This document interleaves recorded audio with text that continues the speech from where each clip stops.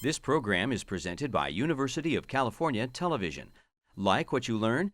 Visit our website or follow us on Facebook and Twitter to keep up with the latest UCTV programs.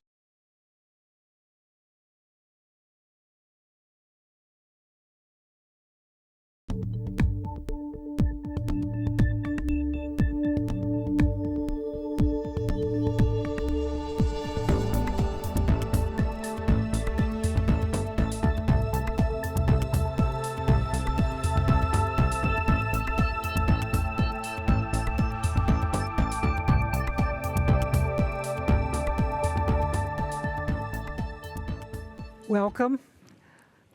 I'm Harry Kreisler, host of Conversations with History. Today's lecture is sponsored by the Institute of International Studies and the Sanford Elberg Endowment, which was established in 1987 by the Institute of International Studies in honor of Sanford S. Elberg, Emeritus Professor of Medical Microbiology and Immunology and Emeritus Dean of the Graduate Division. It honors his tireless efforts and substantial achievements in building the excellence of graduate education at Berkeley, including his support for international studies. Previous lecturers have included Sadaka Ogata, Hanan Ashwari, Robert McNamara, Alexander Yakovlev, Wole Soyinka, Fang Li Zhu, Tariq Ali, Christopher Hitchens, and Richard Goldstone, among others. Today's focus will be on movies, politics, and history. Our Elberg lecturer is Oliver Stone.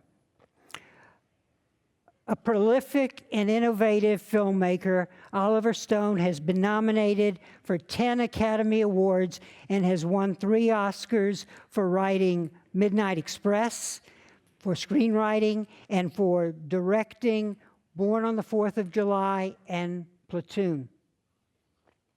He has directed 20 feature films, written the screenplay for most of his films, and also for other films, including Scarface and Midnight Express, and produced movies and television programs. Intense, provocative, thoughtful, his films are cinema which jolts our senses and stretches our imagination, forcing us to confront our illusions about who we are and what we know. Platoon, Born on the 4th of July, Between Heaven and Earth, Salvador, JFK, Nixon, W, Wall Street, and Natural Born Killers, to name a few, or in a sense, often conversations with history, engaging the most important political, social, and economic issues of our times. More recently, in his 12-part documentary series, The Hidden History of the United States, and in his feature film, Alexander, he explores the journey of visionary leaders and their search for a world based on compassion, peace, and global unity and diversity. Stone wrote a novel, A Child's Dream, based on his experiences as a young man, and with Peter Kutznick, he has co-authored the book, The Untold History of the United States. Mr. Stone served in the U.S. Army Infantry in Vietnam. He was wounded twice and was decorated with the Bronze Star for Valor and a Purple Heart. Oliver Stone's new movie, Snowden, will be released this fall. Please join me in welcoming Oliver Stone to Berkeley.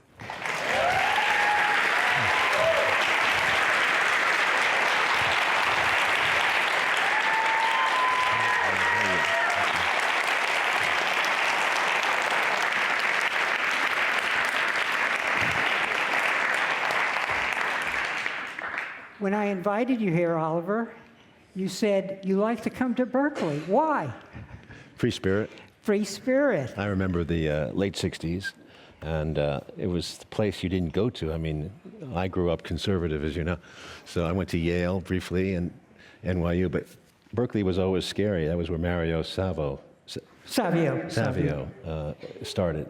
And he's still going, I gather, right? He passed away. He passed away, but his ideals still live on. And all the girls were very pretty, you know. Okay. And it was California, the West was the best, as Jim Morrison said. So to me, as a New Yorker, cold and clustered little buildings and small apartments, it seemed like a dream. I'd like to talk a little first about some of your formative experiences. And in reading about you, there was a real quest throughout your life, especially as a young adult, to learn and to read and to experience life. Tell us a little about that. Well, I was an only child, and I think that has a lot to do with it because and my father was a curious man. Had read a lot, and my mother in another way, in an experiential way, she was very curious about the other side of life. So she had a very social life. But I read a lot, and I was fascinated by writing. My father used to pay me a quarter for a theme. I was interested in getting the quarter back in those days because the quarter was could buy me a classic comic, and you could always read. Remember, classic comics were always wonderful comics that were all from the great literature of the time, but they were very nicely drawn. And so I wrote these themes, and then I didn't care about the writing because it was difficult just to get the money. But over time, I appreciated it, and I went back to writing in my spare time in the summer. Actually, I started to write a novel when I was about 14. Finally, I completed a novel when I was 19, and it was rejected everywhere, and of course set up a whole series of, I'm never going to do this again, I'll never be a novelist, and I don't want to write novels, and I took off for other adventures. And you read people, great authors like Hemingway and Conrad and the Greeks, and you basically from that got the travel bug. And you wanted to experience life and to see what the world was like. Yeah, and that was a thing in those days, to have adventure, to do as many jobs as you could, go abroad. And when my parents got a divorce, and my life, in a sense, because it was a small family, it fell apart. So my mother was living in another place, my father here, and I thought I really was not I was not a happy kid, and I wanted to go. And when I read the Conrad, I read Hemingway and all these adventures abroad, especially the sea. I was fascinated by the ocean. And Conrad was a very evocative, moody atmosphere that he created. I ended up in the Merchant Marine. I don't know if many people know that, but I was a wiper for about a few months out of Asia, and I came back to Oregon on a long voyage, a 38-day voyage, something like that. It was a very dangerous voyage because we were traveling empty in the North Pacific in January. And you then taught school in Vietnam, then you enlisted and applied for combat, and you've told that story in a way in the movie Platoon. In a way, yes, in a way. The novel was written when I was 19, before I enlisted. I volunteered. I had been in Vietnam as a teacher and in the Merchant Marine and various other things, but I ended up. In other words, the novel was written before the experience, but it was based on imagination. And the novel's interesting because it precedes a lot of the things that happened later on, but is obviously a romantic interpretation of war, whereas when I went as a soldier, it became more, what I did over there became more evident when I did Platoon, which was more realistic. And what you got out of that Vietnam experience, you told me 20 years ago when I did our first interview, was really to question authority, if I can paraphrase what you said, and that experience of being a soldier, but then coming back and experiencing the anti-war movement added to your education. And then your third movie really reflects your understanding of, well, let's focus on the Vietnamese and what's being done to them. Well, you're jumping a little ahead, that's true, but when I came back from Vietnam, I was not like Ron Kovic in Born on the 4th of July. I was not an anti-war demonstrator. I hadn't made that crossover yet. I was confused. I was traumatized. I guess I had PTSD without knowing what it was. And, it took me a while. I was raised very conservative, and I was Kennedy, I was anti-Roosevelt, I was against all those people that became heroes in a way in the untold history of the United States that you talked about earlier. But, I really supported my father's point of view, and it took me a long time to get away from it, a long time. And that was a big battle of the 70s and the 80s. By the time Reagan came into office, really it was in the 80s during the Central American Wars that I really became angry in a sense that I had never quite been before, because I saw in the Central America, I saw, especially in Honduras, a lot of American soldiers. They were warming up to go into Nicaragua. If you remember correctly, there was plans for an invasion of Nicaragua because they wanted to bring down that government, which they considered communist. So it was an ugly war, the Contra War, and all those. It was now there were of course women in the military, so it was a strange thing to see again. All the veterans who'd come out of Vietnam, I think not all, but many of them felt that the wars were over, that we had reached a sanity. We had seen through the war in Vietnam. There was so much criticism of it that it was amazing to me to be going right back into it. And that, I didn't realize, preceded what happened after the 80s. You know, I didn't see all of this coming. None of us did. We thought the country was on a different curve after Vietnam. But you're talking about a film called 1994, which was called Heaven and Earth. And that came out of my Vietnam films, and I went back with Layli Haislip, who'd written a book called Between Heaven and Earth, and with her, I went through her story, which is an amazing story. She was on both sides. She was both, had to be on both sides. She had to work with the Vietnamese government at the same time she was working with the people who were controlling her village, which were the Viet Cong at that time. So it's a fascinating book, and I think the movie is one of my best. Unfortunately, when it came out in the United States, although it was beautifully shot and cost quite a bit of money, it was not appreciated because nobody really cared about the Vietnamese people. And I still don't see much evidence of that, you know, that there's any sense of apology for what happened in those years. In the DVD of Alexander, which we will talk about a little later, you make the suggestion that the audience watch it in 2 stages and bring back the intermission that we older folks knew from the 1950s. Yeah. And so for this interview, I went back and watched a number of your movies, and that rule in a way applies to some of your other movies. For example, Heaven and Earth. And I mean that as a compliment, because the parts are so rich that there's so much information that you have to take in as you watch the movie, but if you break it up, so that's meant as a compliment.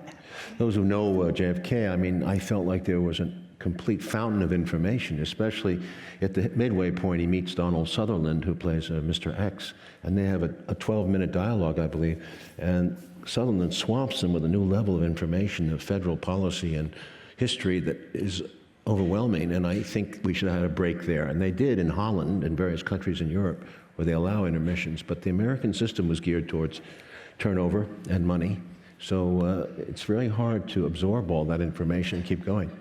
I want to talk a little about making movies, and the first thing I want to ask you about is you personally, and you've already suggested this, how are you changed by the movies that you make personally? Me? Yeah. Enormously. Everyone is a method, you know, and like an actor goes through a role. You know, you can ask an actor, does he become a part of that role? Yes. Does he forget about it afterward? Yes and no. I mean, you have to move on in your life, but you never forget. I can tell you, if you asked me what you were doing in 1984, 87, 93, I would remember that year specifically, not so much by the age of my children or the wives I had, but I'd remember them by the movies I did. I suppose I was wedded to my movies, and each one was a painful and sometimes a divorce experience in the sense that you go through it and then you all break apart again. You don't see the same people again. Crews break apart, they go to work on other movies, they forget things, and actors move on. So it was a wonderful experience, very beautiful. At the same time, it's painful because you have to say goodbye. And if we look at the whole, your journey, which will keep coming down, you're changing in the way you view the world and the values that you think are important. Is that fair? Enormously, yeah. Enormously. I mean, I made 2 horror films, and they were the best I could do in the 70s and 80s. Michael Caine was in The Hand, which a psychological horror film, and then after that I went to I'd written a few scripts, and I'd been criticized for having right-wing views, which wasn't true, but Scarface was criticized for that, as was Conan the Barbarian.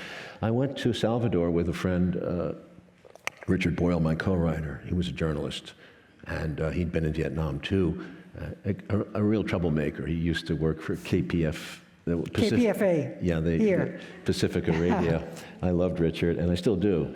He's a character, and he took me on a trip to Central America like Hunter Thompson must have gone through, because we were really on the edge. We were driving down crazy roads, hanging out with strange people. We almost got, I think we were in danger a few times, and it was an exciting experience. And also I saw a world that I had forgotten about in a way, the Vietnam world. Because you know, when you come back from Vietnam and you've been there for a long time, you kind of want to forget about it. It's just, it was done, and anyway. And nobody was making those movies at that time. Remember this, there had been no, I got Platoon made 10 years after I wrote the screenplay. I thought it was dead. And also Born the 4th of July was 10 years after it was written. So Vietnam was not a subject matter in the United States to be realistic about. You could make poetic movies like Deer Hunter and Apocalypse, which I love, but they were not on the realist level that I was talking about. And Platoon was a transformative experience for the country. It was, yeah. Sure it was, because it was a huge international hit. After years of rejection, so many screenplays rejected, suddenly to have this small little budgeted film in the Philippines come out, and nobody could stop it. There was no criticism. It was like the time was right. It was that weird moment we all have in time when you're just in the wind and it all intersects. And less so on Platoon, but on Salvador, one gets the sense that you were doing it on a wing, on a, and on the one hand, and also money is always a problem, financing throughout your career, because the big bucks, especially in the United States, find you problematic? Is that the word? Well, I'm trying to defy categorization, so you always try to be elusive, but my heart was in Salvador, and Salvador was a subject matter that is anathema to Americans. I've never seen a successful, maybe there's been recently a successful Latin American or Central American film, and they don't seem to cross the border, and Salvador had no different fate. I mean, it was a very radical film. It was very strong and colorful, and I hope some of you can see it, because it really is a fun movie. It died on box office. It just died right away. The New York Times gave it the usual review, like, this is liberal, this is radical fiction and stuff like that. But we actually just did no business until the video came out, and then we really did some amazing business because Platoon had come out. So I did 2 films in that. We released 2 films in that year. Platoon was an enormous success in December '86. So as you know, I think I got nominated for 2 writing nominations for Platoon and for Salvador same year. But Salvador has been forgotten, and it's a shame, because the same thing is going on pretty much all the time. It repeats itself over and over again. Insofar as we as a government help the repressive sides of those governments in third world countries to always triumph. Most recently it happened in Honduras when Hillary Clinton backed the military in their takeover of the Zelaya in 2011 it was. Maybe it was 2009. As we pursue this subject of making movies, I want to talk to you about your relationship with actors. You are jumping around very fast, Harry. You've gotten faster since '86. Yeah. These are big Well, as subjects. you get older, you got to get younger, or you're not going to make it.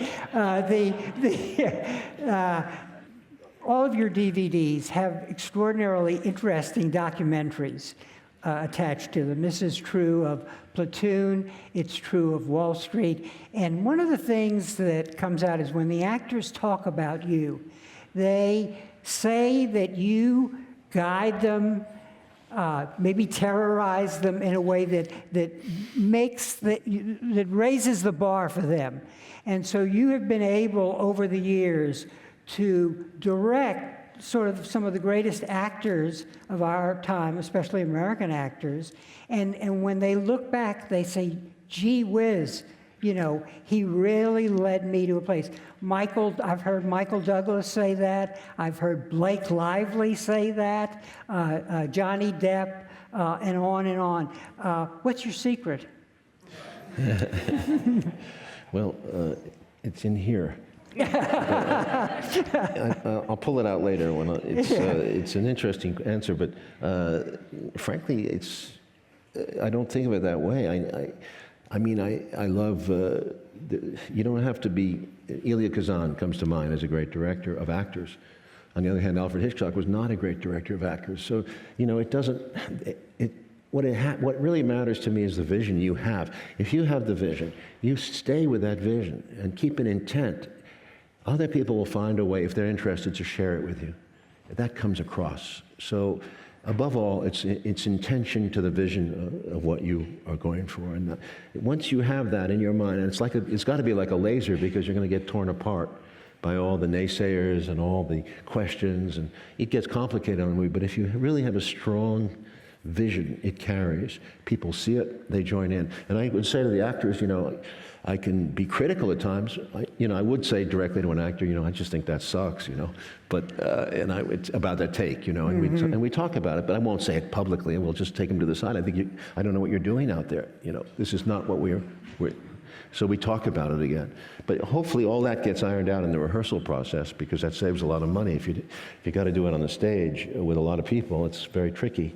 But every actor does lose his way at some point. I mean, even an expert, a master like Anthony Hopkins on Nixon would get very shaky sometimes, very scared. It's very scary to play those kind of roles, and where you're being publicly judged as a man who's known by millions. So, you know, I think that you have to play a role also, a little bit of a lot sometimes of a helper, of a guide.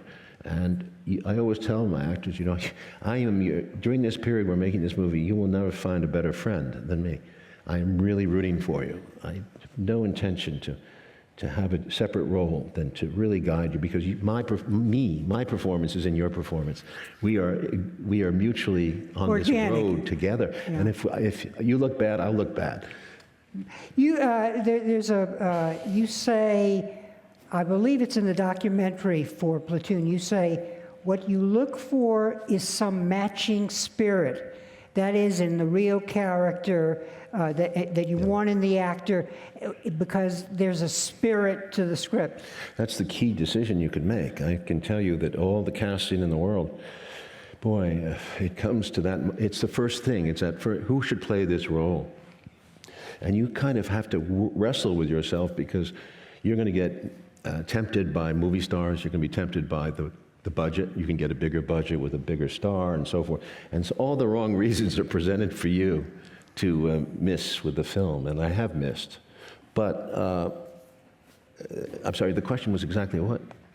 Well, the spirit. Yeah, for example, you're finding the spirit in the actor. Yeah, for example, Elias, he was in Platoon. In Platoon. He's an Indian. He was an Indian, an Apache. I knew him. He was killed. And there was no Indian I could find at that time. There was just not, there may have been, but I couldn't find him. I looked everywhere. And Defoe was a Norwegian.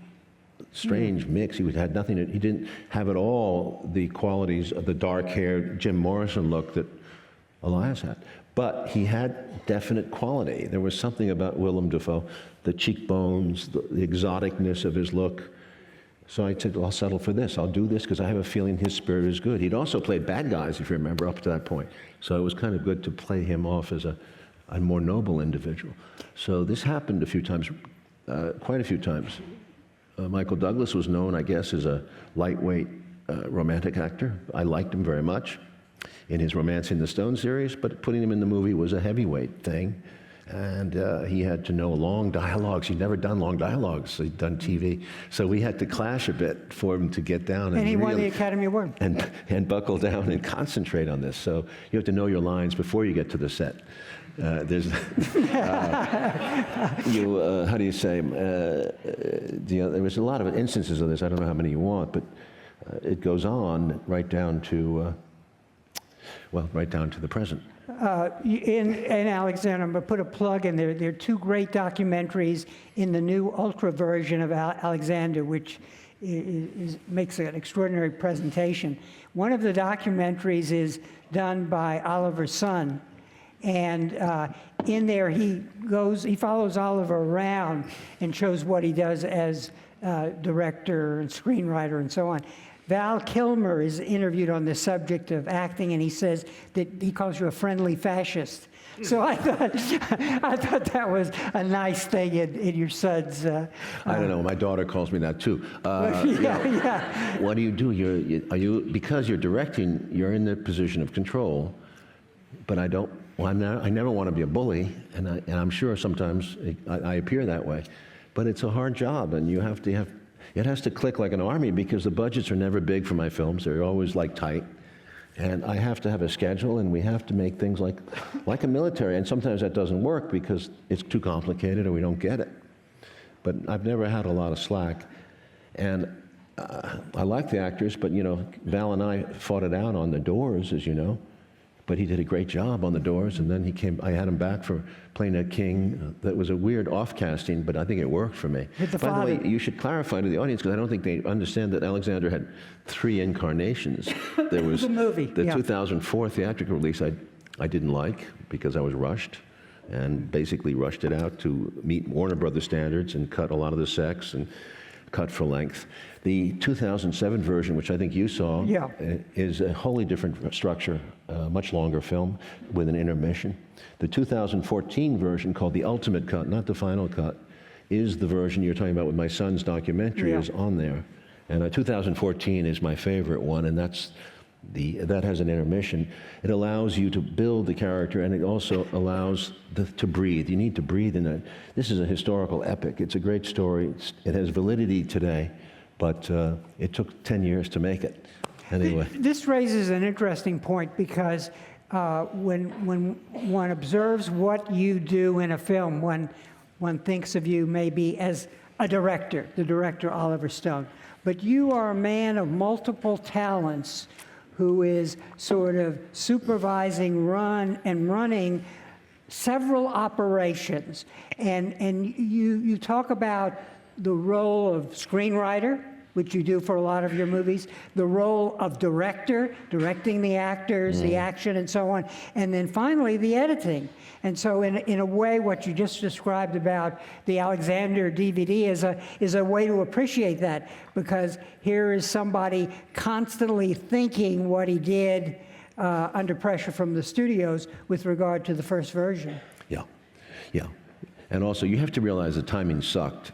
2004, we invaded Baghdad in 2003, and so did Alexander. You invented Babylon, but people were making parallels between him and Bush, and it was the last, because Bush was a military incompetent, and Alexander was a military genius, and huge difference, as well as a vision of the world. He married, Alexander's vision was to marry the Oriental with the Greek, and to make a culture that would work for all cultures, that would be tolerant, a much liberal culture.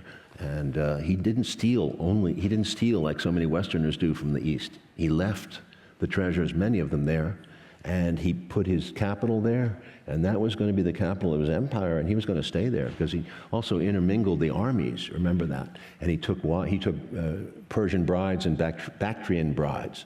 This was a man who had a vision that was beyond the scope of most people of that age who were stuck in, I'm a Westerner, I'm a Greek, what do I want to do with these Orientals?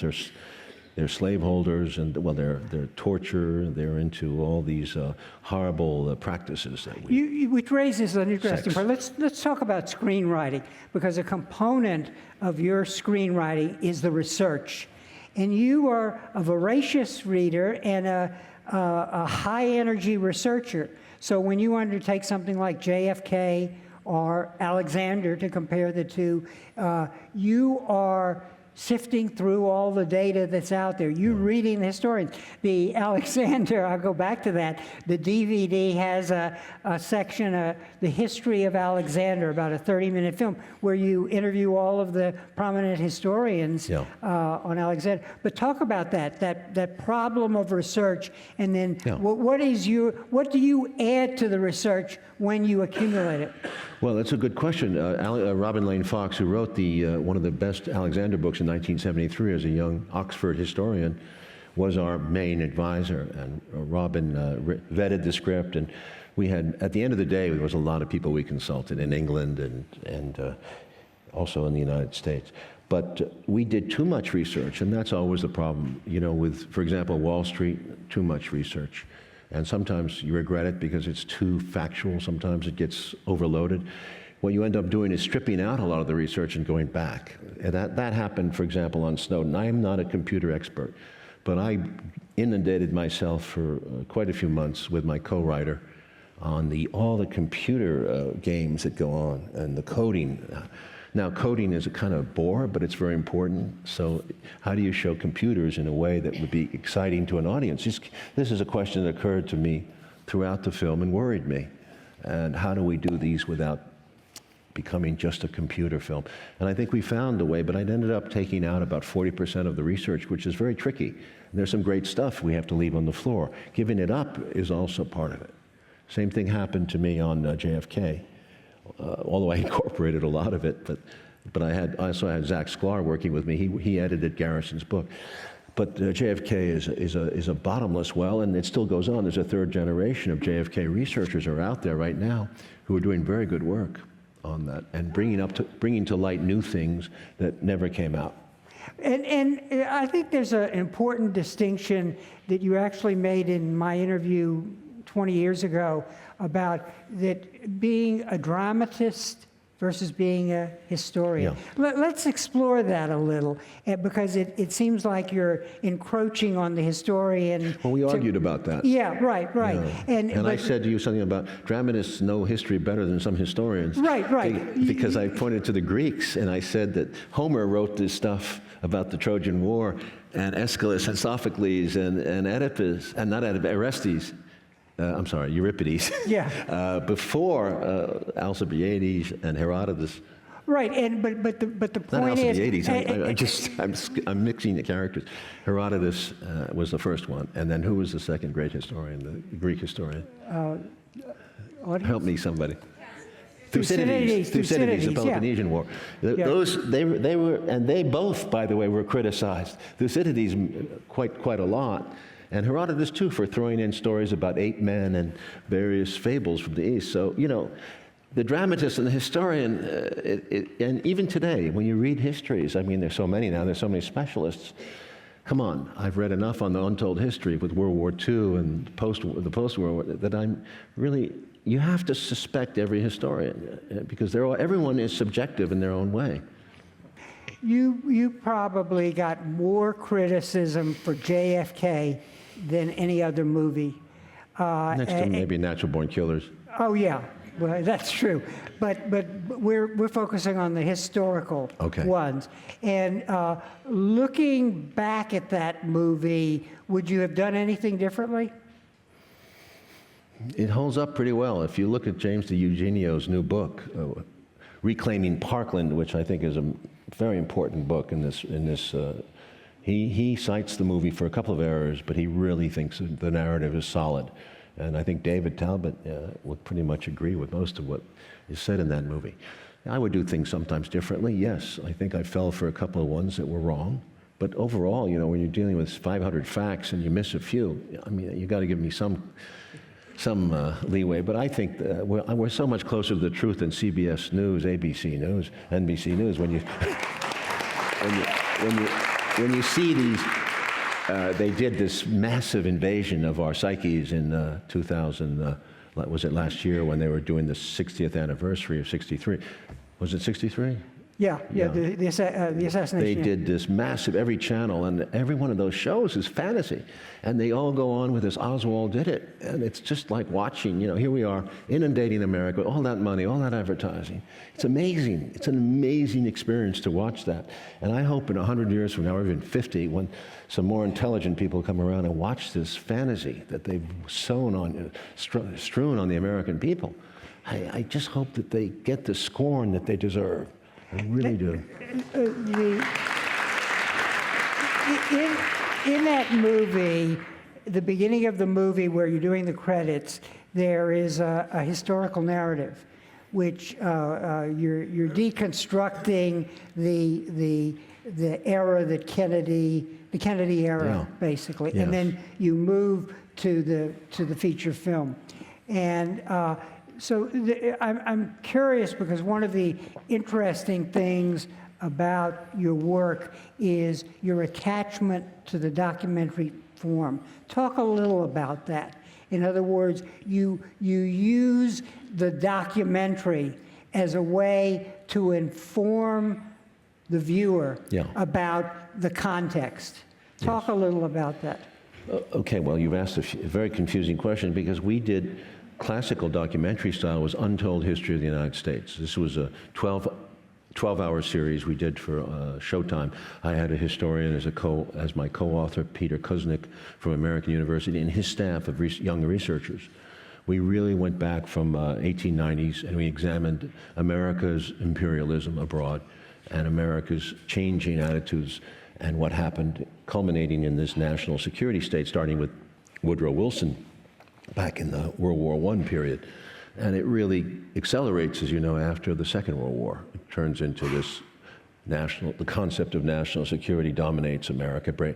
In fact, we change our laws somewhat like Nazi Germany so that the state is more important than the individual. And the laws are adjusted accordingly to allow you to arrest anybody in the name of national security, which is what Hitler did in the 30s, basically. But we've gotten worse and worse at it. And now we're really there. We're in a police state. We don't know it. We don't call it that. As Garrison said, we never call it fascism. We call it benign. It's benign, But we are in a place where they know everything about you. So this is a very disturbing movement. So, this is what we were trying to document in this, and that was a huge 5-year effort. I had to go back to, so to speak. You're talking now about the new documentary. Yeah, Untold History of the United States. Came out in 2014, 14. I'm not so good on the dates. 14, And it was, I had to go back to graduate school to really absorb this because I never had studied history formally. And I love this series, but it is done in a classical mode with narration, no sit-down interviews, because to get into arguments like they do in the standard documentary would have made this thing impossible to do. We had to do 1 decade in basically 58 minutes. So we had to take a real big picture look. We ran with it. The narration is worked over image by image, and we use movies of all things to bridge some of the long gaps to make it easier for an audience to understand. I wanted teenagers to see this because they don't get this history. You can only get this kind of history in graduate school. Truly, and this is not a history it's not a crackpot history we invented. This comes from the revisionism of the late 50s, early 60s with William Appleman Williams, D.F. Fleming comes to mind, Walter Lefevre, Lloyd Gardner. This is a history that Gar Alperovitz. There's a dozen historians who've written this stuff, but no one has been able to put it in one setting, and and give an overall big picture, and that's what we try to do. And we should say that the footage is extraordinary. So your staff has gathered images from all over the world. From all over the world. It's quite extraordinary. And I want to. But that's classical in a way. Yeah, but except for the movie part. Yeah, well, that I wanted to talk to you about. What I was trying to get at earlier was in your feature films, you have documentaries that you have either created.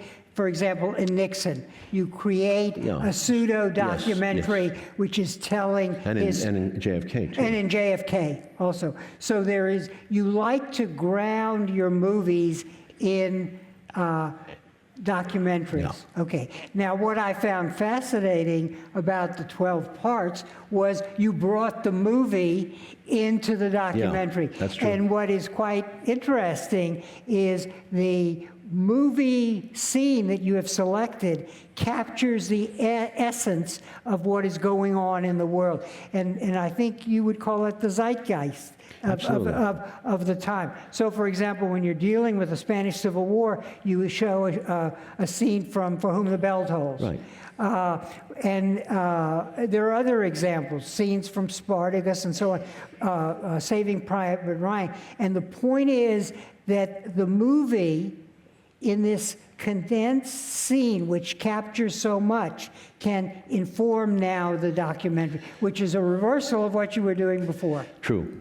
But notice one difference. For example, when we did the JFK movie, we dramatized, and we went to the conclusions, our conclusions, or particularly mine.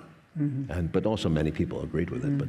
But when we did the JFK as part of the Untold History of the United States, which is Chapter 6, which we went right up to the lip of the assassination. We never went to the assassination. We gave you all the reasons, what Kennedy was doing, why there was a motive to kill him, and we set the whole atmosphere and let it go. And we let you assume what happened in Dallas. If you want to believe the Warren Commission, that's fine.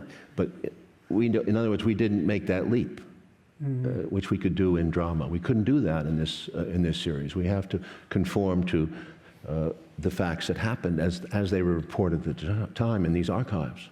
And it's interesting because I think in the documentary I get a better sense of what you think Kennedy represented, actually, than I got in JFK. Yeah, but go ahead. Well, I just wanted to say there is a theme running through your documentaries that I want to bring out, which it culminates in this new 12-part series, The Hidden History of the U.S., and that is learning, basically. In other words, you carved out a niche as a learner. Well, what's really going on here? You know, what is there to know about our experience? What are we being told? You know, even onto who am I? So it's very interesting because in the documentary, what you say is Kennedy was learning, basically, and you document that in all the events with amazing footage, which leading up to the American University speech, where he's really. This is somebody who could be, could achieve the impossible. Yes. I think that he would have ended the Cold War. I think that Khrushchev and him had an extraordinary relationship as a result of the Cuban Missile Crisis. And it was moving in that direction. You see, Kennedy had a lot of guts, and people miss that point. He'd been in the military, although he'd been a junior commander, and he had the people who ran the Pentagon in the late 50s, early 60s hated him, because they thought he was a punk. You know, he was just changing the rules, and the rules had been set by Eisenhower. So by taking on the military, this at the Bay of Pigs, and then again in Laos, and then again invading Cuba, and then finally on the Vietnam issue, these are major steps for a young president to do, and we show the cost of that. He somewhere along the line signed his death warrant. And I think that's a very important point that's missed by so many of the critics at that time. And I think that Fletcher Prouty was the one who pointed me to it. He was the focal point officer between the CIA and the Air Force and the military, because he had to provide the military hardware that they used and all their misadventures abroad. So he told me a lot, and that's where I really had my head really turned. One more point, I did the other documentaries are just, they're visits, you know, like going to see Castro and sitting there with him and actually letting the American people feel what he's like, or letting them feel what the Israeli leaders are like, or Arafat. We see Netanyahu in that one. And I wanted to address that because I watched those documentaries, and what the sense that I had was you were saying, God, this is a complex problem, the search for peace in the Middle East. What is Castro doing with human rights? You know, there's an issue here. At least he's being accused of things.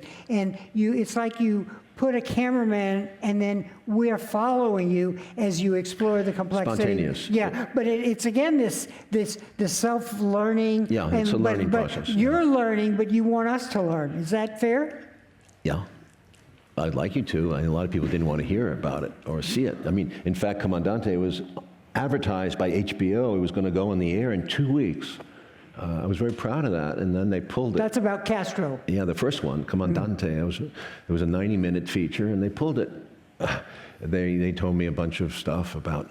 Anyway, the point is that they pulled it, and they never even informed me. But it was very depressing. And then I went back and I did a second one that was much tougher. My first one was a visit. You know, let us feel what he's like. We don't even know who Castro is. He doesn't give interviews that Americans see. Unfortunately, it was not seen because the Cuban right wing in Miami was so vociferous. They promised HBO they'd cancel all their subscriptions, et cetera, and that always works with the American. And it's, you know, it's just depressing.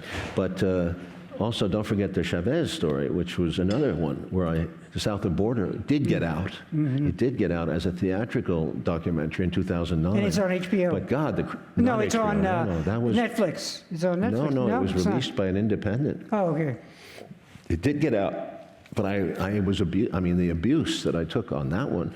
I never was booked on National Public Radio after that. I used to get booked all the time. When we had Untold History, Peter and I couldn't get on, any of them, and anyone. And we knew a lot of people from the locals would wanted us on, but there was national policy. They wouldn't. I'm sure they won't admit it, but we could never get a booking, which is a strange thing after you've been on there so many times. But that was because I had a rough interview on their radio show in 2009 with defending Chavez, who they had taken a policy about, that he was a dictator and all that stuff. Mm-hmm. So it was a depressing time, and it's continued this way because NPR has been politicized. KPFK is a different deal. They may be part of the KPFA. They have done us wonderful things, and they were great on Untold History, and run prizes and all that. They continue to.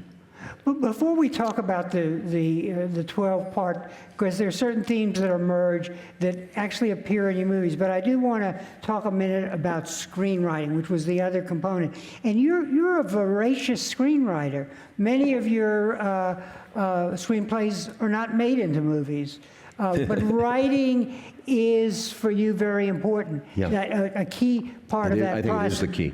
I think directing is a magic art. But there's so many elements involved. You need collaborators. And I think there's something about the writing process that is very unique, and it's a solo flying act.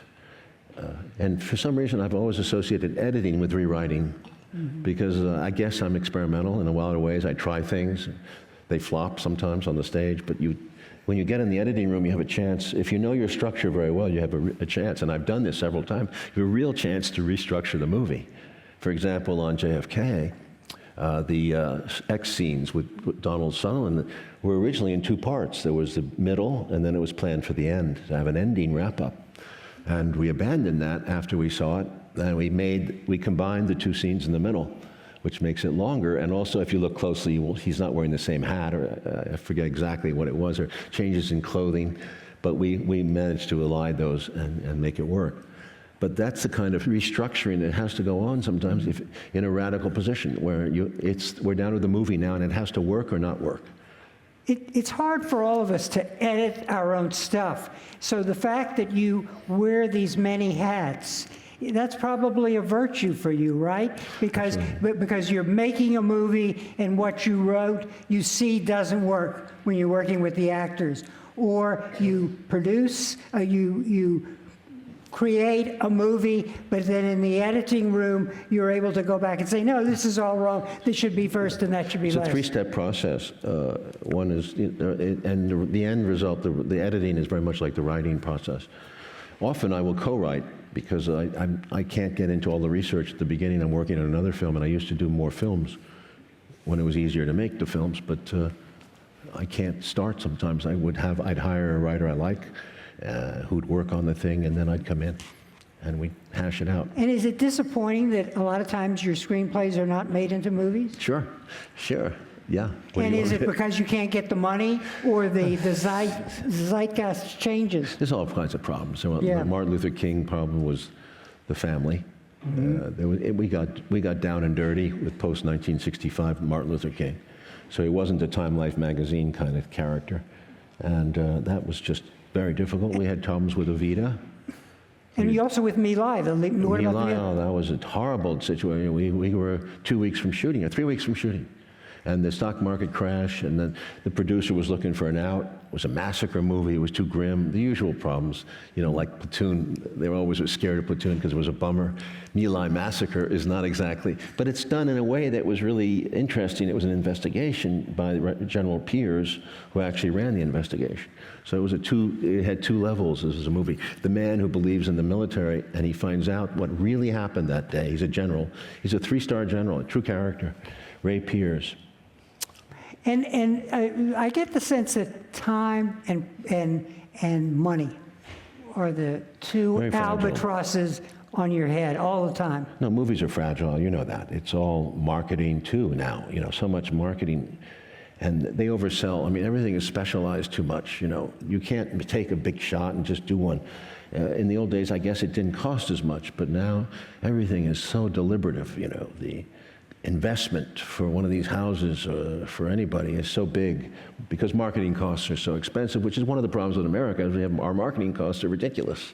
In other words, you can make a movie for very little, but then you got to spend 3 times as much marketing the damn thing because everybody in America markets and I mean, our culture will suffocate on marketing, don't you think? Yeah, I think. And Don't you consumerism. think? Yeah, we're in agreement.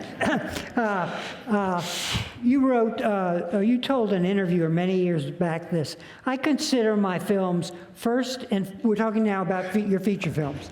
I consider my films first and foremost to be dramas about individuals in personal struggles. And I consider myself to be a dramatist before I'm a political filmmaker. I think what links all my films, from Midnight Express to Scarface, Salvador, Platoon, and Wall Street, is the story of an individual in struggle with his identity, his integrity, and his soul. In many of these movies, the character's soul is stolen from him or lost, and in some cases, he gets it back in the end. Is that's an old interview that I found. Is that still true? I like that idea. I mean, it's not always true. Yeah. Absolutely, I love the idea, and you should add a her here and there too.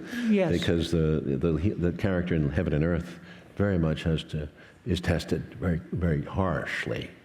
As is Alexander's mother. And Alexander's mother. What a great character. I loved her. Yes, I would like that. There's all these variations on that, but that's essentially correct. That's the closest you could come to saying that's the body of work. Mm-hmm. Now, in Nixon, you wind up in both Nixon and W. Actually, what you describe the events that were going on at the time the movie takes place. So the history is there, but your research leads you to probe the psyche of both W and Nixon. And in Nixon, there's an interesting thing going on here. You discovered that he had 2 brothers who died and that the 2 Kennedys had died. And so you make that a theme in your movie. Yeah. So that is where Oliver, the researcher, becomes the dramatist, the interpreter. Well, in Nixon's case, it was very interesting because I don't know if it was an idea suggested by a psychologist or not, but I remember being very affected because Nixon benefited from the deaths of his 2 brothers. The death of his older brother allowed him to go to law school, to Duke, and the death of his younger brother, I forgot what the effect was, but it helped him. Yeah, TB, the brother. Yeah, that was the older brother. Yeah. The younger brother had another disease. But I remember those 2, and then when the 2 brothers, Robert and John, would go down, I remember he was affected by it. And I think I think Nixon was affected, the details I read. But remember, we're psychoanalyzing here, and we're going beyond the history facts. Mm-hmm. So when he's sitting in the Lincoln room, which is his favorite room, remember, we don't know what the hell happened behind those doors except one time when Kissinger says we prayed together. And even there, we had to invent the dialogue. But when he's alone with the portrait of Nixon, and he talks to with the portrait of Lincoln, and he talks to Lincoln about the Civil War, Abe, you went through what I'm going through now, the Civil War. That identification with Lincoln is very important.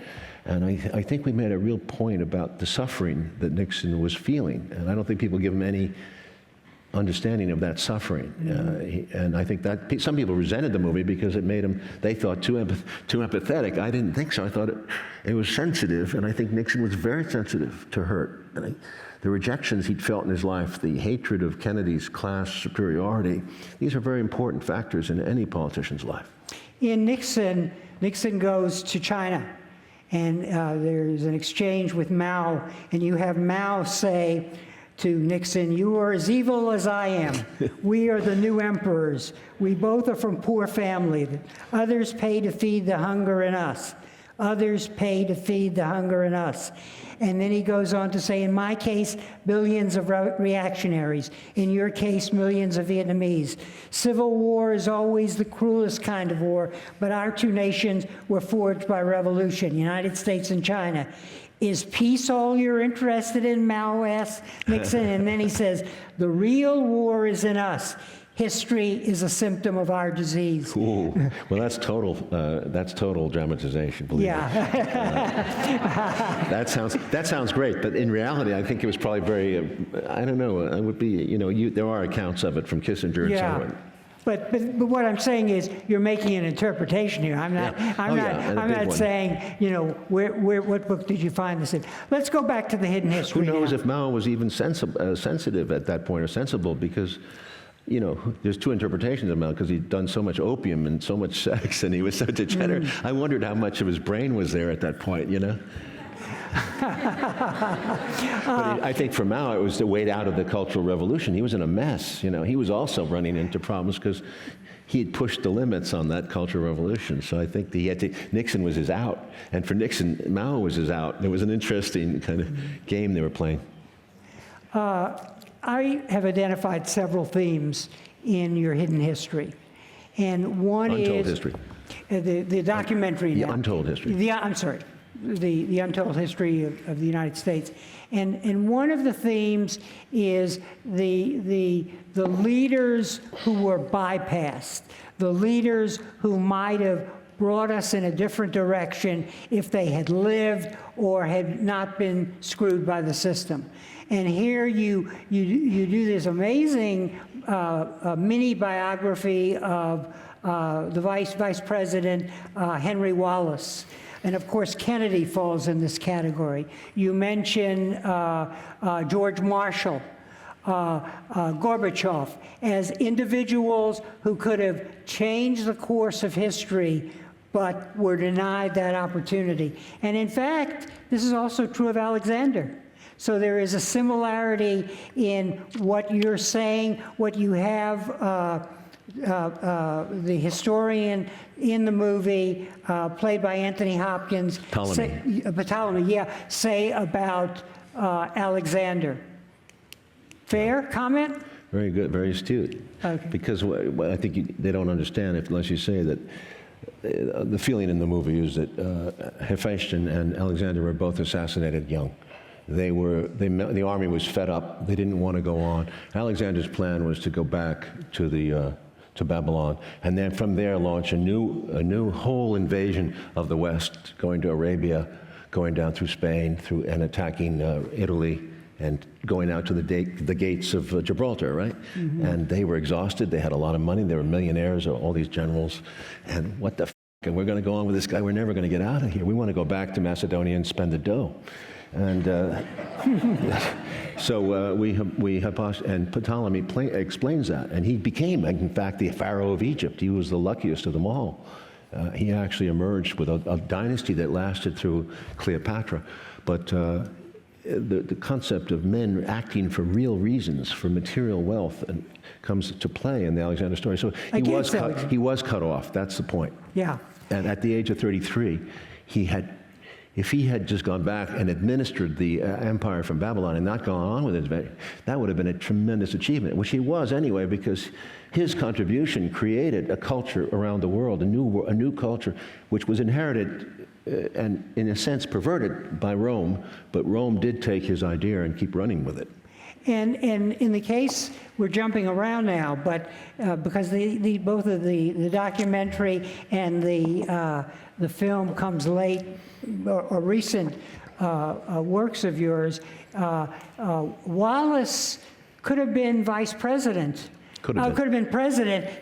But Roosevelt was denied the choice at his fourth convention by a group of party officials, including Pauly, for whom ballroom, I think, is named here. Oh, really? So, yeah, not this room, but so what you're exploring is kind of alternative history, what might have been. And I want to throw something out here. You, in researching JFK, went to see McNamara. And when you were leaving, you asked him something like, what did you miss? And he told you that Kennedy made him see the stars. Yeah, that's right. And that is a theme that you see in these heroes that you're identifying in the hidden history, and they're real heroes. McNamara was as hard-headed a man as I've ever run into, as you know. Yeah. It was but for him to say that line at the very end, because it was a very unsatisfying meeting. It was like, you know, he was in that place where he was ambiguous. He's defending himself, and yet he knew he was guilty. He went through hell. I mean, Johnson treated him like it was just an awful experience for him. And he felt horrible about the deaths of 3.5 to 3.8 million Vietnamese. Horrible. Anyway, that's a great line, and he did. I forgot about that. And the line is in Alexander, so there's a we're running some themes. It all goes into a soup. All right, and then I want to ask to identify one other thing, because we're coming to the end of our time. But the beast. The beast is your way of describing the structures that essentially subvert history.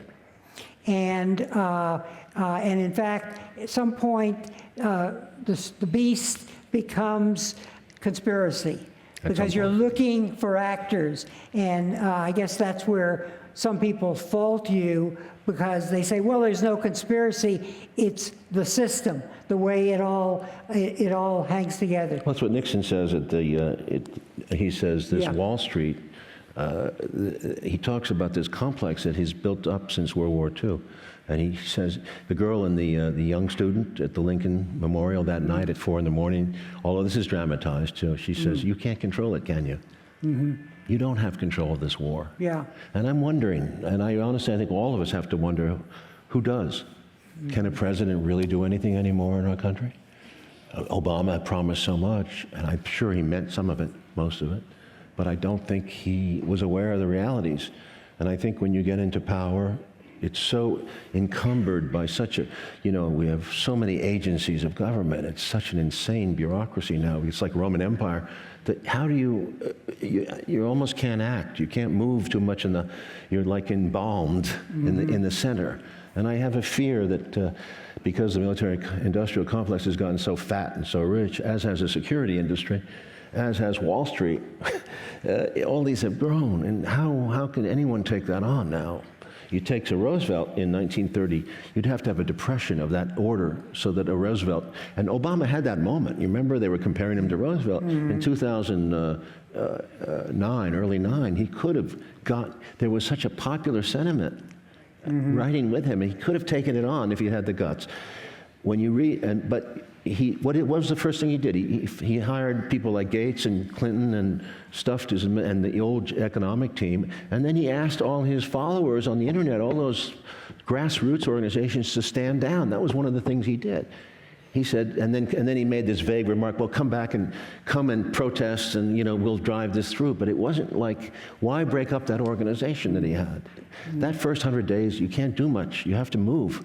So that was a blown opportunity, a huge blown opportunity. Many people give up on democracy at that moment. It seemed like that was an expression of genuine people's will. I just want to say one more thing. Yeah. So I would think, just looking back at it historically, remember Jimmy Carter in our history tries really hard.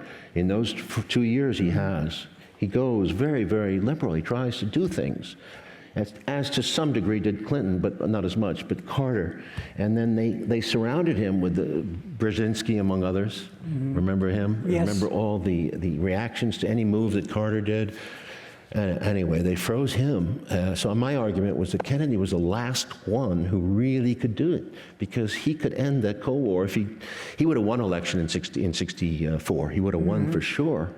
And can you imagine another 4 years where he really has more power than the first 4 years? And of course, there's his brother behind him too. I can see why he scares the shit out of the people who were conservative. And the possibility here is in the American University speech, Beautiful, which he gave before. And his actions, which were not, he was man of peace. He had been in a war, he understood war. Roosevelt was a man who had suffered, he had polio. You need these kind of men who have strength. When I read about Obama after the election, you know, a lot of friends had told me, but I didn't really read up on him, I realized that, well, what was his experience? He was they call him a consensus builder. That's what he did. He never was a confrontational man. He had no history of confrontation, which we missed that. By the way, on Wallace, I just want to say one beautiful thing about Henry Wallace. I don't know that he would have succeeded as president, but if he had become president, because that's why the Democratic Party, the hacks didn't want him, because they knew he didn't have a political bone in his body in a way. He wasn't, and Roosevelt knew that, I think. And if you look at Frank Castiglio's new book, Castigliolo's book, Roosevelt's Last Days with Stalin and the Grand Alliance, you see a man who's so tired in Roosevelt. He's exhausted. I mean, literally, he could concentrate on the war. He's running the world. He's running World War II, and he has 4 hours possible of mental concentration. That's the body, the age, if Roosevelt had lived, I kept saying this, another 100 days, the world would have been different, because he would have guided that peace through Japan. There would have been, I don't think, any bombing of Nagasaki or Hiroshima. The bomb might have been turned over to an international tribunal. And I think there would have been a different mindset to the beginning of this new era. So this is how the body fails at a tragic moment. This is how history is not just the beast. History is also accident and human vulnerability. And bad decisions. Fortuna, powerful interests. These are. I'm reading a list which I jotted down as I watched, historical and media obfuscation, and then the rise of the negative character. The Forrestalls, the Cheneys, and the others who rise. Dulles. Alan Dulles, who Talbot and is Foster writing. Dulles. And George Bush. So let's make this our last question, and then we'll turn to the. And that question is, why this new direction on your part? Why did you do the 12-part history of the U.S.? Well, because I'm an older man, and I've lived through so many wars now. I've lived through such a strange era, and I thought I recognized my country. I think this was a mourning for my country. This was something to say, what happened? I'm reached a certain age in my life. I was 60 years old when I started that series, I think, and what went wrong? What is this George Bush character? And this is 2 terms. They reelected him in 2004. Is this America? Is he an aberration? Or is he... I found out after 5 years that he's an exaggeration of a policy that was in place going way back. And you can find a lot of this policy was set by this hero, this false flag hero, Woodrow Wilson. But also, this World War II is what set it up. That was a key moment when Truman took over. And I think there's many good things about Truman, but my God, he really blew it. If there was one small individual and George Bush called him his favorite president. I remember there was like a weird, small-minded kind of thing. And Condi Rice said he was the greatest president of the 20th century. But I want to bring up something else. You were dissatisfied with your daughter, high school history books? Disgusting, disgusting. High school history in America is disgusting. You can get this at graduate school. There are many good professors who would agree with this, but you cannot get it in high schools because they're controlled by the Texas school boards and the California school boards, and they're compromised deals. They write, I don't know if you've ever been asked to sit on those committees, but they write little sections, and they compartmentalize you to death. We wanted to do a big history. Anyway. Well, Oliver, on that note, It was a delight to have you back, but it was a great delight to force myself to go back and watch all of these movies and the documentaries that accompany them. And I recommend everybody else do it also, because the richness of what's there is quite something. Thank you. Thank you.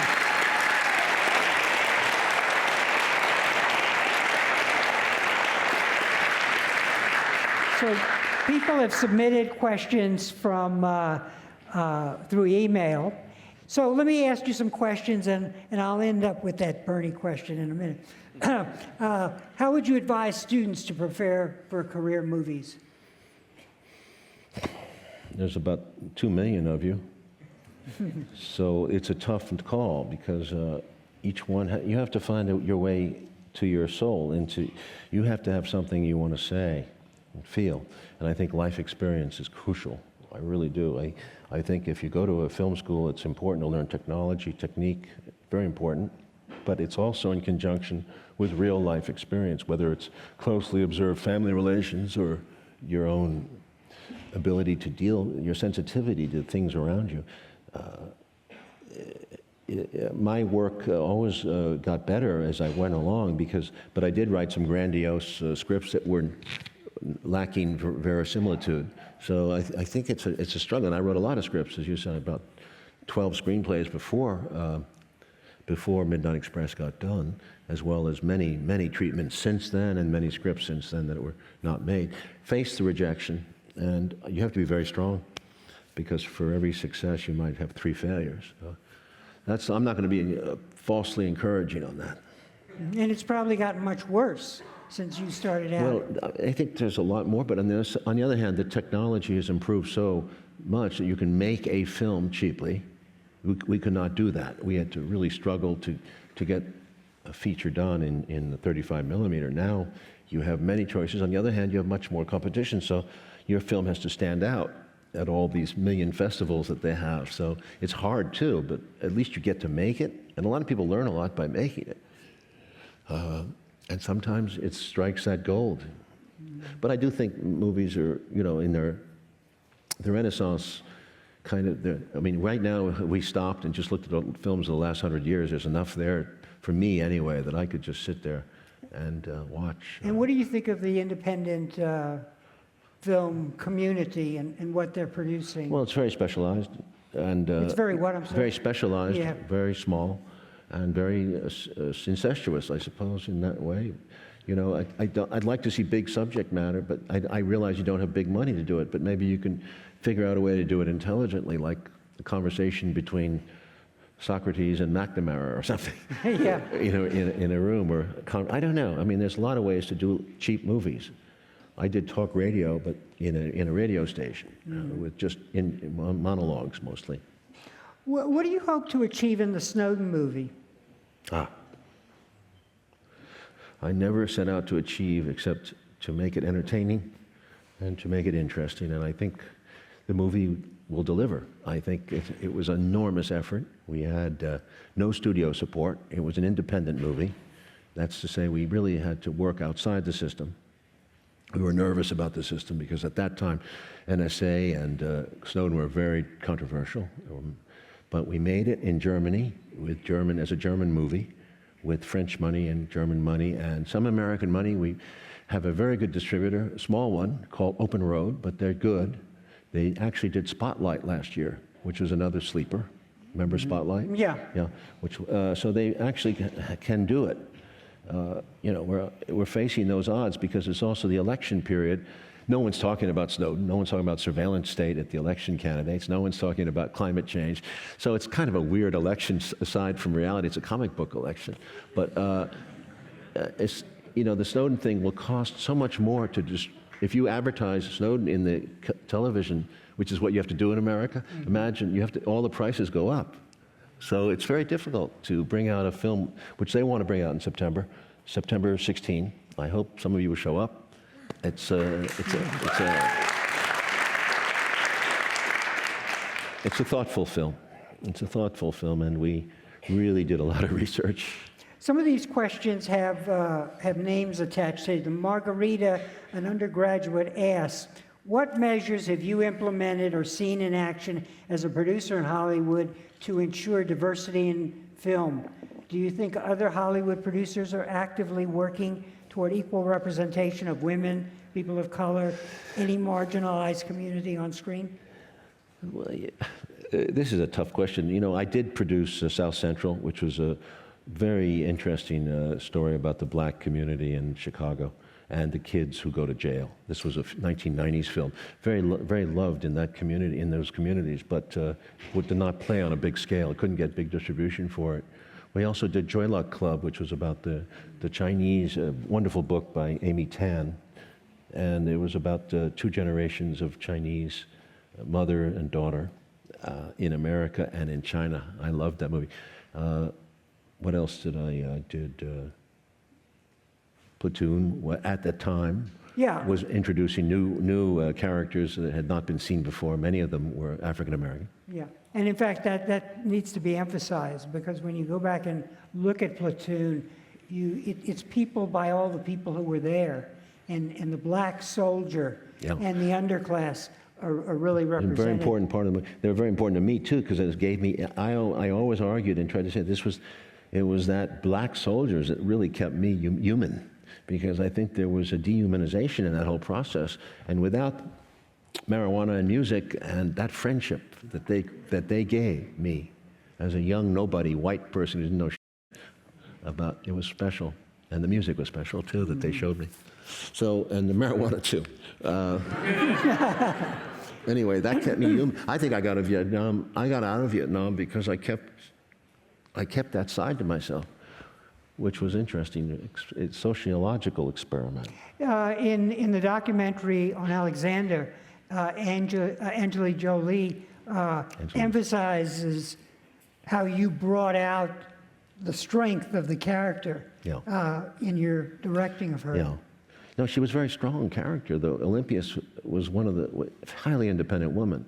She got herself in a lot of trouble, and she was stoned to death eventually, but very outspoken. She was, you know, all women through history, the ones who stand out, stand out.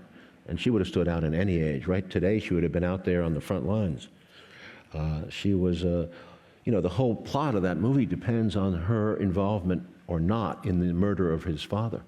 Because I remind you, when Alexander goes off to Babylon after his father is murdered, there is a lot of suspicions that he was involved in the murder of his father. He wasn't, I don't believe.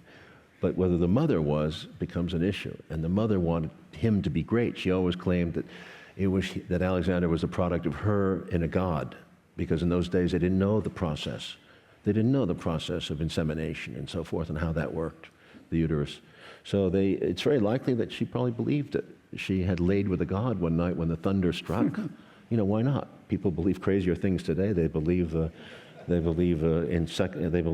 you know, the Earth is only 5,000 years old and that climate change is not upon us. As you talk about Alexander, I was reminded of something which was 20 years ago when I did the interview with you. You were talking about you being so controversial. And you say in the interview, I bet that if I went back in time and made a documentary about Alexander, I would be trashed by the critics for misrepresenting what really happened. So Alexander was on your mind even back then. Yeah. Oh yeah, I wanted to do that in film school.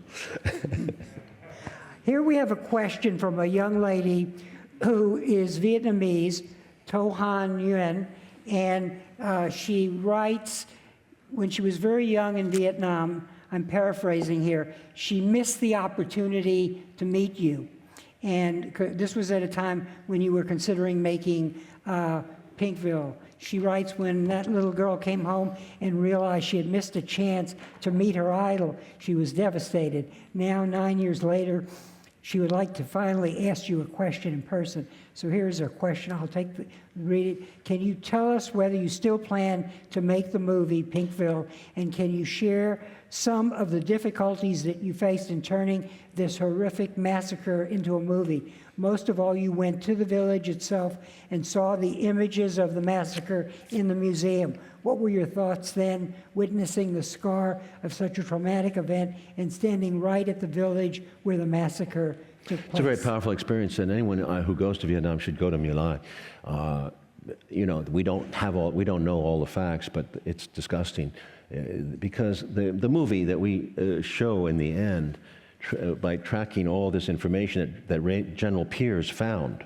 General Pierce was a 3-star general who didn't believe that it had happened. He found like 500 people were murdered that day. And he put the blame not on William Calley or the Medina, who was the captain, or on the major. He traced the whole thing through records to the top, to the division commander. Not only did he trace it to the division commander, and in an area that was even much more murky and never quite came out in the commission, he traced it to the CIA information. The CIA information on that village on that day was that anybody in the village on that day was a VC. So it was open fire zone. And that was told to the captains, to the lieutenants, and worked its way down to the men. This is a day for a killing. So, because they said that ample warning had been given the villagers. All this was all false. And the CIA, by the way, and this is an interesting parallel to modern times, the CIA, in giving this information to the Army, because it was a CIA war, don't forget that they had a lot of behind-the-scenes control.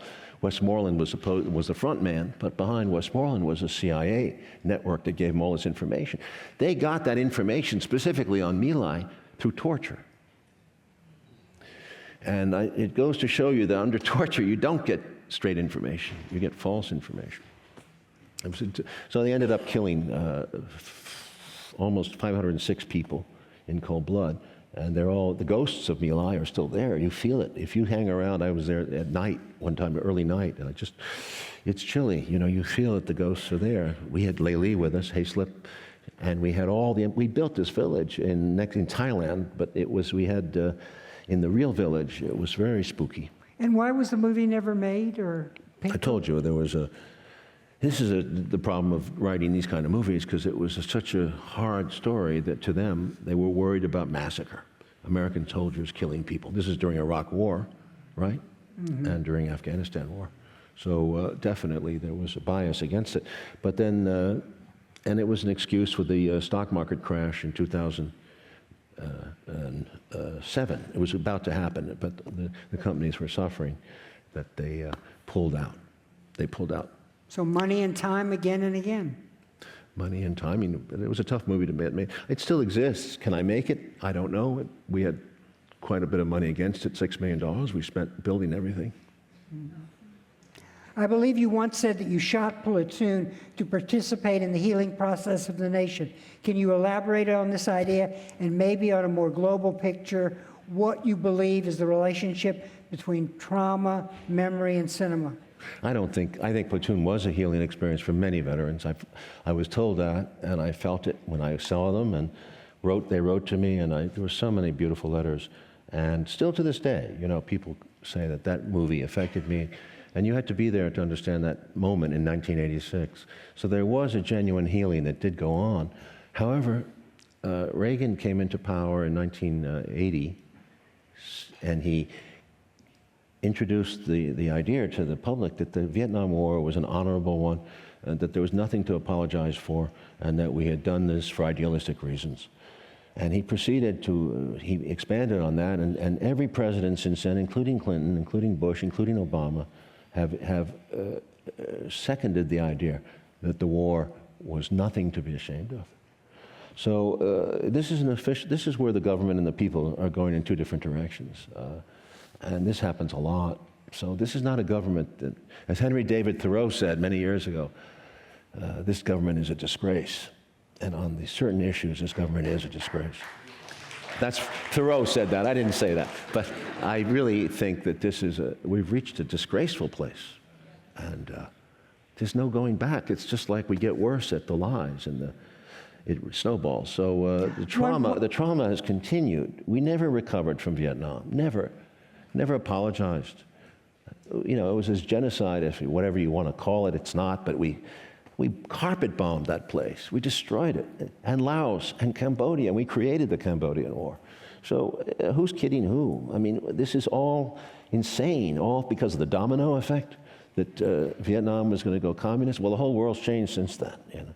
Now we want Vietnam as an ally because we're so scared of China and we have to contain China. This is, this is all politics on an order of, I think C. Wright Mills said it best in the 1950s. Those of you who remember him, he was a sociologist and a historian. He wrote, this country, and he was talking about Eisenhower and Dulles, he said, this country, his leadership is one of crackpot realism.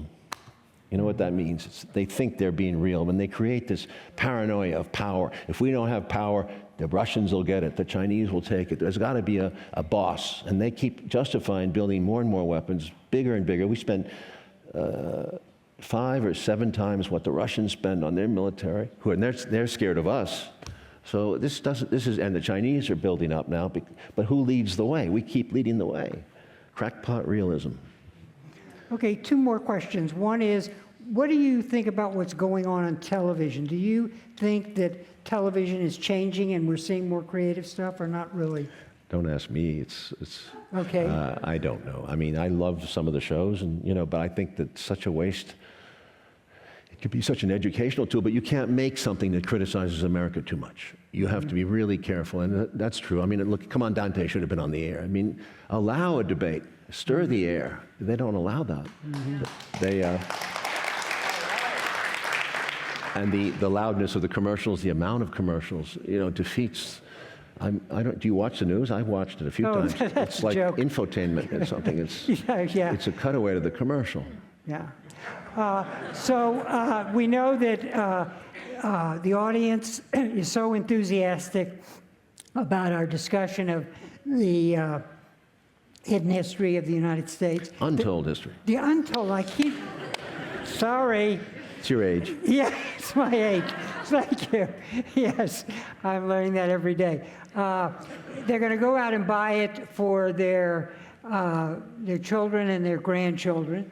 But what I want to do is say, if they watch it, then what is the evaluation, do you think, that they will come to about the current campaign and the Bernie movement? He was a great hope.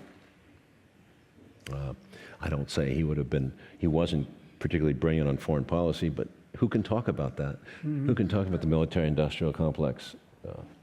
I mean... Hugo Chavez a dictator. Yeah, well, that was a mistake, too. Chavez had actually a very interesting electoral record. 16 times that his government was tested.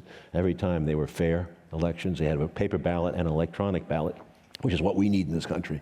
We cannot live off this electronic ballot. There's too much corruption. In fact, I don't know why the United States cannot have a popular vote. I still don't understand it. I guess I never studied civics, but let's have a straight out vote. I feel I'm not empowered because I'm a resident of California, and I'm so behind the time zone that by the time the vote comes up, it doesn't matter what California votes. Same thing is true about the primaries. If 3 million people in the U.S., in New York, are independents and they can't get on the ballot as a Democrat, something's weird. And Sanders suffered from that. It was a pretty close vote, actually. He was only like 300,000 behind without just registered Democrats. And it was declared by the media that loved Clinton, a sweep, a resounding victory for Clinton.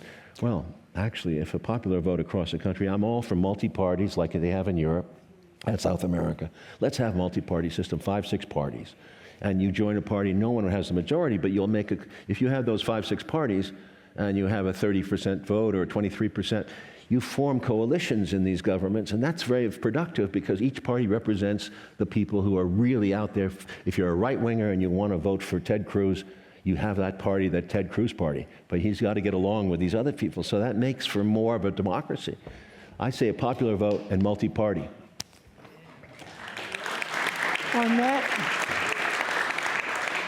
that note, Oliver, I want to thank you. Thank you, Harry. You're the first artist that we've had for the Elberg Lecture, and this has been quite wonderful, discussing your movies and responding to the audience. Thank you. Thank you very much. Yeah, thank you.